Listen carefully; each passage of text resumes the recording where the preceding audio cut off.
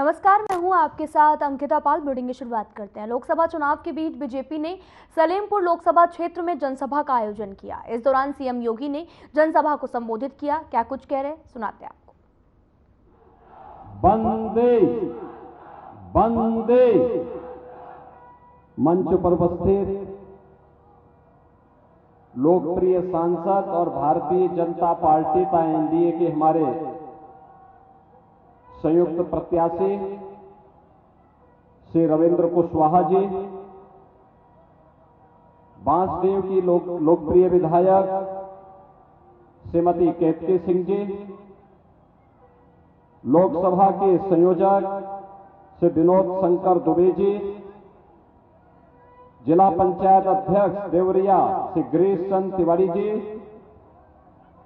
पूर्व मंत्री श्री राजधारी सिंह जी, पूर्व विधायक भगवान पाठक जी, पूर्व विधायक धनंजय कनौजिया जी, पूर्व विधायक शिवशंकर चौहान जी, Bharatiya Janata party, Suheldev Rajbhar party, Nishad Raj party और एनडीए के सभी हमारे अन्य सहयोगी दलों के पदाधिकारीगण भारी संख्या में इस बांसडीह विधानसभा क्षेत्र में उपस्थित सलेमपुर संसदीय क्षेत्र से जुड़े हुए मेरे सभी उपस्थित बहन और भाइयों, मैं पहले इस पावन धरा को, जिसे भगवान परशुराम ने और जिसे भृगु बाबा ने अपनी साधना से पवित्र करके आने वाली पीढ़ी के जीवन को मंगलमय किया है, इस पावन धरा को नमन करते हुए इतनी भीषण गर्मी में भी जो उत्साह आप सबने दिखाया है, मैं इसके लिए आप सबका हृदय से अभिनंदन करता हूं, स्वागत करता हूं। बहनों और भाइयों, लोकसभा चुनाव के 5 चरण हो चुके हैं। आज छठे चरण का मतदान हो रहा है और चुनाव मतदान का रुझान बताता है, पूरे देश के अंदर जो उत्साह है, जो उमंग है, वह बताता है कि 4 जून को जब परिणाम आएंगे तो फिर एक बार मोदी सरकार, फिर एक बार और अब की बार 400 पार। 400 पार की जब हम बात करते हैं तो समाजवादी पार्टी और कांग्रेस के गठबंधन को चक्कर आने लगता है, वे घबरा जाते हैं, चारों खाने चिट्टो हो जाते हैं। उनकी समझ ही में नहीं आता है कि 400 पार कैसे होगा, क्योंकि ये दोनों मिलकर के भी 400 सीटों पे चुनाव नहीं लड़ रहे हैं। बहन और भाइयों, जनता जनार्दन इसका जवाब भी देती है और उसका जवाब देती है कि जो राम को लाए हैं, क्यों बलिया भी इसके साथ में है ना। बलिया की क्या भावनाएं हैं, क्या बलिया भी ये चाहता है ना, बांसडीह भी चाहता है ना यही कि जो राम को लाए हैं हम उनको लाएंगे। स्वाभाविक रूप से कश्मीर से लेकर कन्याकुमारी तक, असम के कामरूप से लेकर के गुजरात के कच्छ तक एक ही नारा, एक ही स्वर गूंज रहा है और वह है कि 4 जून को जब परिणाम आएंगे तो कोई राम भक्त ही दिल्ली में सिंहासन पर बैठेगा। और इस देश से आज मुझे सलेमपुर संसदीय क्षेत्र में आप सबके बीच में आना पड़ा है। बहनों और भाइयों, हमने बदलते हुए भारत को देखा है। हमारी पीढ़ी सौभाग्यशाली है। हम अपनी वर्तमान पीढ़ी को कह सकते हैं और भावी पीढ़ी को कह सकते हैं कि हमने बदलते हुए भारत को देखा है। विकसित भारत की आधारशिला जब तैयार हो रही थी, उस भारत को हमने देखा है और उस भारत को आगे बढ़ते हुए हमने आंखों से देखा है और उसमें हम सबका भी योगदान है। क्योंकि जो भी परिवर्तन आज हो रहा है, बहनों और भाइयों, इस परिवर्तन का नेतृत्व भले ही मोदी जी कर रहे हो, लेकिन श्रेय आपको जाता है, क्योंकि आपका वोट जब कमल चुनाव चिन्ह पे जाता है तो कमल चुनाव चिन्ह पर जब केंद्र में सरकार बनती है तो मोदी जी को, और राज्य में सरकार बनती है तो वह ताकत मुझे मिलती है, और दोनों मिलकर के फिर विकास की इस यात्रा को तेजी के साथ आगे बढ़ाने का कार्य करते हैं। बहनों और भाइयों, इसीलिए आप कह सकते हैं हमने बदलते हुए भारत को देखा है। आज आप देख रहे होंगे दुनिया के अंदर भारत का सम्मान बढ़ा है, सीमाएं सुरक्षित हुई हैं, आतंकवाद और नक्सलवाद की समस्या का समाधान हुआ है। कांग्रेस और समाजवादी पार्टी की तरह नहीं, जब इनकी सरकार समाजवादी पार्टी की राज्य में थी और कांग्रेस की केंद्र में सरकार थी, रोज बम विस्फोट होते थे। कभी अयोध्या में बम विस्फोट, कभी काशी में, कभी लखनऊ में, कभी दिल्ली में, कभी मुंबई में, कभी अहमदाबाद में। देश का कोई कोना नहीं छोटा था जहां विस्फोट न हुए हो। और जब हम तत्कालीन सरकार से कहते थे कि आतंकवाद से निपटो, वो कहते थे कैसे निपटें, आतंकवादी तो सीमा पार से हैं। बहनों और भाइयों, एक बहाना था। कांग्रेस और समाजवादी पार्टी में इच्छा शक्ति का अभाव था, या वोट बैंक की राजनीति के चलते तुष्टीकरण की नीति पर चल करके इनके द्वारा आतंकवाद से निपटने में कोताही बरती जाती थी। आज आपने देखा होगा 10 वर्ष में मोदी जी के नेतृत्व में आतंकवाद को पूरी तरह समाप्त किया गया है, नक्सलवाद का नेस्तनाबूद हुआ है, और अब तो जोर से पटाखा फट जाए ना तो पाकिस्तान सफाई देता है कि साहब मेरा हाथ नहीं है, क्योंकि इसे मालूम है ये नया भारत है और नया भारत छेड़ता नहीं है, लेकिन अगर कोई छेड़ेगा तो उसको छोड़ता भी नहीं है। बहनों और भाइयों, इस नए भारत में विकास की जो यात्रा प्रारंभ की है वह अद्भुत है, दुनिया के लिए आश्चर्य करने वाला है। 2 लेन, 4 लेन, 6 लेन, 12 लेन के हाईवे बन रहे हैं, एक्सप्रेस हाईवे बन रहे हैं, एयरपोर्ट बन रहे हैं, एम्स बन रहे हैं, IIT, IIM, ट्रेन की नई नई सुविधाएं, कहीं वंदे भारत ट्रेन, कहीं अमृत भारत ट्रेन, और कहीं पर नमो भारत ट्रेन के रूप में दुनिया की बेहतरीन मॉडल ट्रेन की आज भारत स्वयं ही अपने यहां उसका प्रोडक्शन भी करता है और जनता जनार्दन की यातायात के लिए उन्हें उपलब्ध करवाता है। हर घर नल के माध्यम से हर घर तक पाइप पेयजल की स्कीम और नल में शुद्ध पानी उपलब्ध करा करके लोगों को आरोग्यता की ओर अग्रसर किया जा रहा है। गरीबों के लिए भी ढेर सारी योजनाएं 10 वर्ष में आपने देखी होंगी। 80 करोड़ लोग देश के अंदर फ्री में राशन की सौगात प्राप्त कर रहे हैं।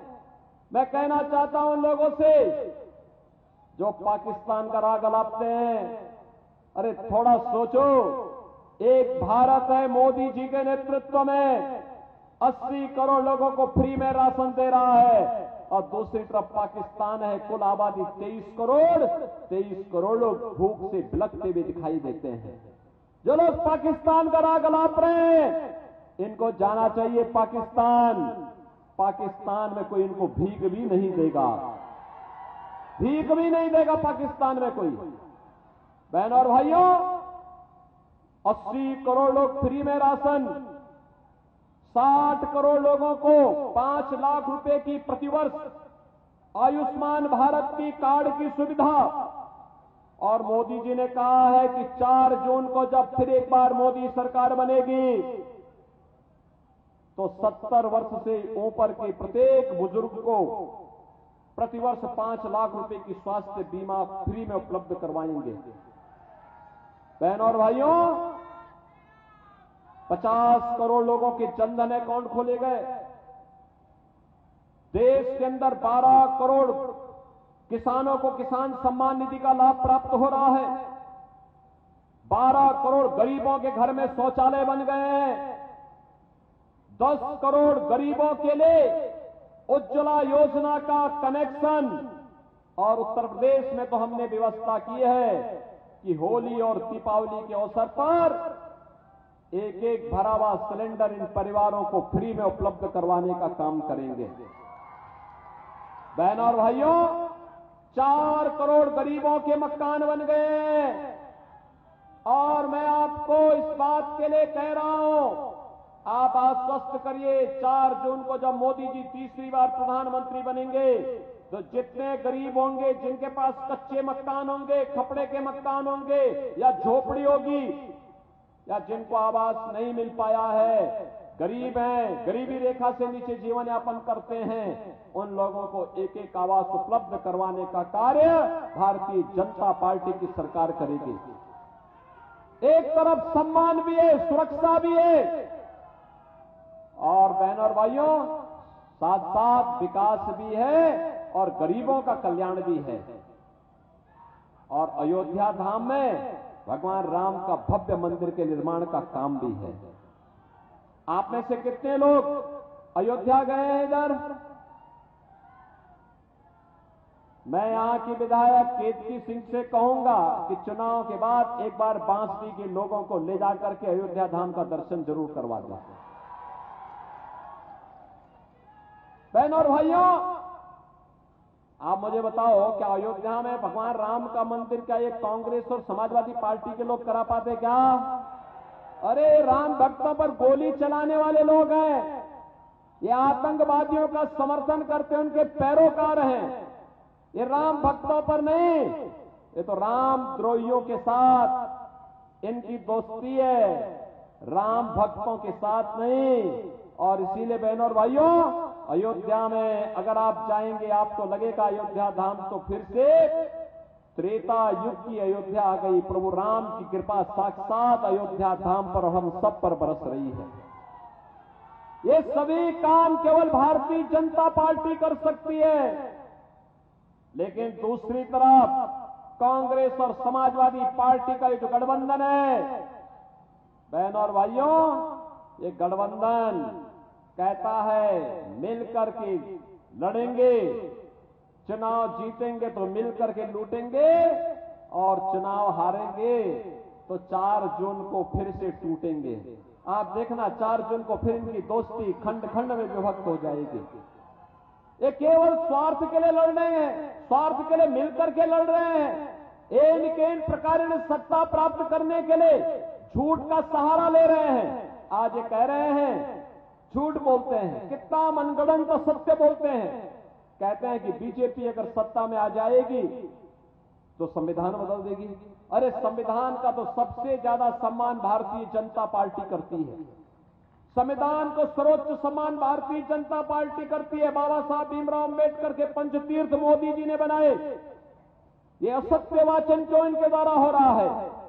केवल इसलिए जिनसे जनता जनार्दन को आपस में बांटा जा सके, विकास के मुद्दे से ध्यान हटाया जा सके, गरीब कल्याणकारी मुद्दों से ध्यान हटाया जा सके, सुरक्षा जैसे मुद्दों से ध्यान हटाया जा सके, और गरीबों के उत्थान के लिए मोदी जी के नेतृत्व में जो काम हो रहा है इससे ध्यान हटाया जा सके।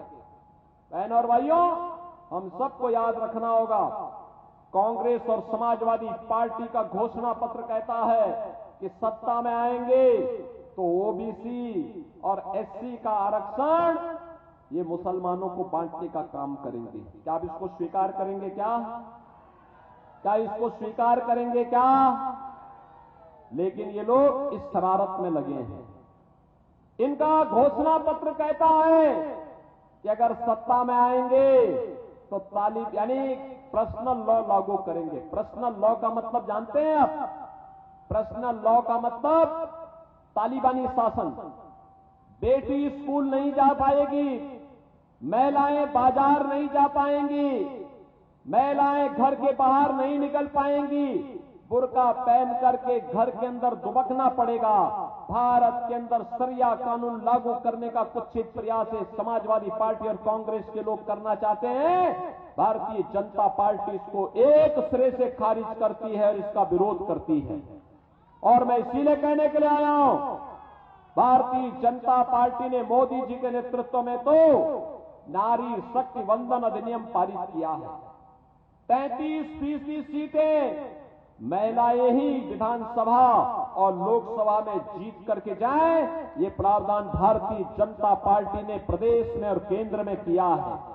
एक तरफ भारतीय जनता पार्टी आधी आबादी को सम्मान दे रही है और दूसरी तरफ 3 तलाक की कुप्रथा को फिर से लागू करने के लिए कांग्रेस और समाजवादी पार्टी का एक गठबंधन आपके बीच में आया है। बहनों और भाइयों, एक खतरनाक बात है और कहते हैं अपने घोषणा पत्र में कांग्रेस और समाजवादी पार्टी के लोग कहते हैं सत्ता में आए तो अल्पसंख्यकों की रुचि के अनुसार खान पान की स्वतंत्रता उनको देंगे। बहनों और भाइयों, मैं पूछना चाहता हूं, बहुत संख्यक और अल्पसंख्यकों का खान पान कहां अलग है? अरे जो आप खाते होंगे वही वो भी खा सकते हैं। आप रोटी खाते होंगे, चावल खाते होंगे, सतुआ खाते होंगे, बाटी चोखा खाते होंगे, यही वो भी खा सकता है। लेकिन बहनों और भाइयों, एक जगह में आके ठहराव होता है। जब कोई मुसलमान कहता है कि मैं गौ मांस खाऊंगा, गौ हत्या करूंगा, तो हिंदू कहता भाई नहीं, जन्म जन्म का नाता है, गाय हमारी, क्या बोलता है, जन्म जन्म का नाता है, गाय हमारी। क्या गौ कसी करने की छूट देंगे क्या आप देंगे क्या? अरे आप देंगे क्या आप इसकी अनुमति दे देंगे क्या? अरे राम जन्मभूमि का जो पुण्य आपके साथ जुड़ा हुआ है, आज के दिन पर आप अपनी वर्तमान पीढ़ी को कह सकते हैं, अयोध्या में राम मंदिर का निर्माण जब हुआ था तब हमारी उम्र ये थी, हमने भी योगी जी और मोदी जी को वोट दिया था, तब राम मंदिर का निर्माण हुआ था, इसका श्रेय हमें भी मिलना चाहिए। आज जो पुण्य आपके साथ जुड़ा हुआ है, अगर गौकसी करने वालों को, गौ हत्या करने वालों को आपका वोट जाता है तो बहनों और भाइयों, वह पाप में बदलने का काम हो जाएगा, पाप में बदल जाएगा। ये पाप मत करना। और दूसरा, मैं आपको इस बात के लिए आश्वस्त करता हूं, भारतीय जनता पार्टी है वह एक तरफ अयोध्या में राम मंदिर का निर्माण करती है, दूसरी तरफ आजमगढ़ में महाराज सुहेलदेव के नाम पर विश्वविद्यालय की स्थापना भी करती है। मैं पूछना चाहता हूं, महाराज सुहेलदेव का नाम समाजवादी पार्टी एक भी बार नहीं लेती है, क्योंकि महाराज सुहेलदेव ने जो आक्रांता सालार मसूद गाजी था, उसकी सेना सहित उसे बहराइच के पास मार गिराया था। और मुस्लिम वोट के लिए समाजवादी पार्टी महाराज सुहेलदेव का नाम नहीं लेती है। और इसीलिए मैं आज आपके पास आया हूं आपसे कहने के लिए, यार रविंद्र कुशवाहा चुनाव जीत करके जाएंगे ना? दोनों हाथ आके मुझे आश्वस्त करो। बासडी और बलिया के लोग मुझे आश्वस्त करें, उधर के लोग इतनी भारी संख्या वहां खड़ी है, आप लोग मुझे बताइए, चुनाव जीत के जाएंगे रविंद्र कुशवाहा? उधर सड़क के उस पार भी बताओ, दोनों हाथ ला करके बोलो मुझे, दोनों हाथ ला करके बताओ, सब लोग सहमत हैं? इधर पीछे तक और पीछे तक, इधर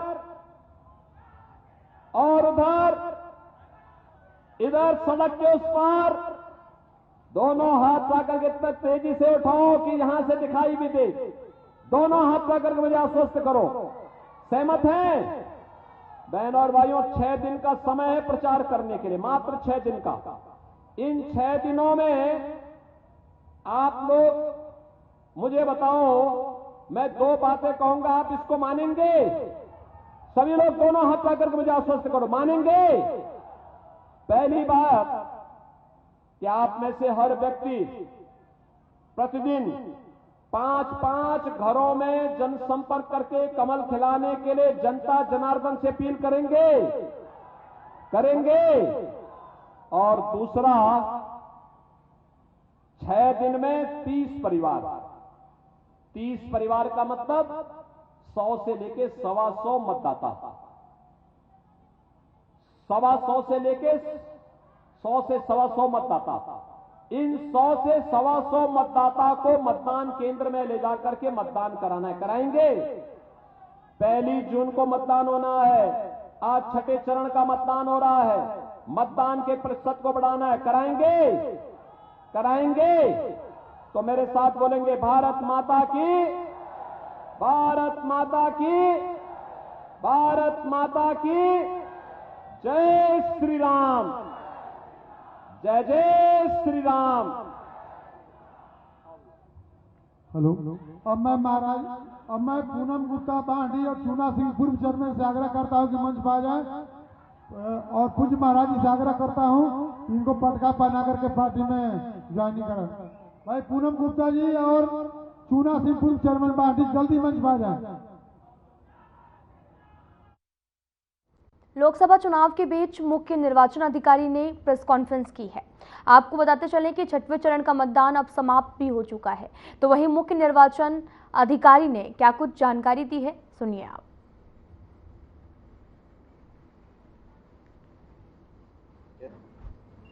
आज का जो मतदान प्रतिशत है, इस चरण का औसत मतदान प्रतिशत 54% है और इन्हीं 14 लोकसभा क्षेत्रों में वर्ष 2019 के चुनाव में, लोकसभा चुनाव में 54.49% का वोटर टर्नआउट था। इंडिविजुअल कॉन्स्टिट्यूएंसी वाइज मैं आपको वोटर टर्नआउट बता देता हूं।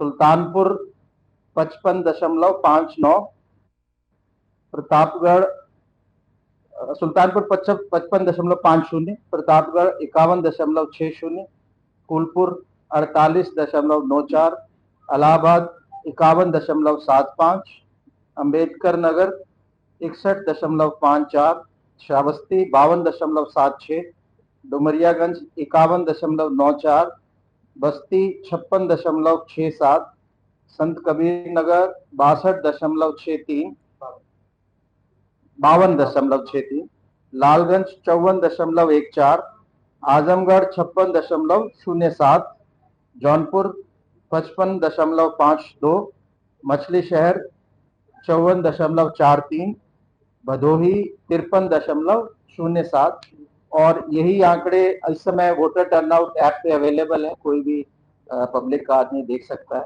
और ये हमारे फाइनल आंकड़े आज के हैं और रात तक कोई चेंजेस नहीं होंगे। बाकी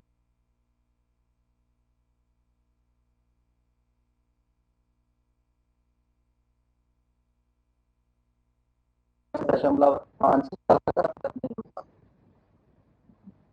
और आज हमारे लगभग 28,000 पोलिंग स्टेशन पे वोट पड़े थे। 14,000 से अधिक पे हमने वेबकास्टिंग की व्यवस्था की हुई थी। लाइव कैमरा से लाइव यहाँ हमें रिकॉर्डिंग दिख रहा था, उसका लाइव टेलीकास्ट हो रहा था। और छठे चरण में हमारे जो 35,532 सेवा मतदाता थे जिनको रिटर्निंग ऑफिसर ने पोस्टल बैलेट इलेक्ट्रॉनिकली ट्रांसमिट किया था और ये डाक के माध्यम से मतगणना की तिथि तक 4 जून तक वापस आते रहेंगे। तो आज का जो मशीनों में वोट पड़े, इसके अलावा एक तो सर्विस वोटर्स के पोस्टल बैलेट जो वापस आएंगे वो काउंट होंगे। इसके अलावा जो 85 वर्ष से अधिक आयु के मतदाता, दिव्यांग मतदाता, अनिवार्य सेवाओं में मतदाता और मतदान कार्मिक, ये श्रेणियों के मतदाताओं को भी पोस्टल बैलेट से वोट की सुविधा दी गई थी। 40,175 ऐसे मतदाताओं द्वारा पोस्टल बैलेट के माध्यम से मतदान किया गया।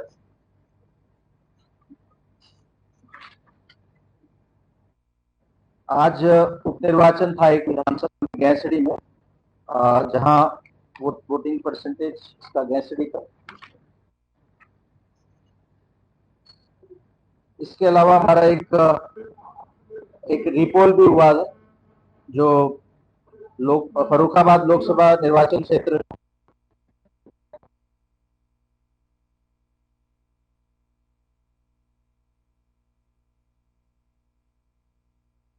का 73.99% का वोटिंग परसेंटेज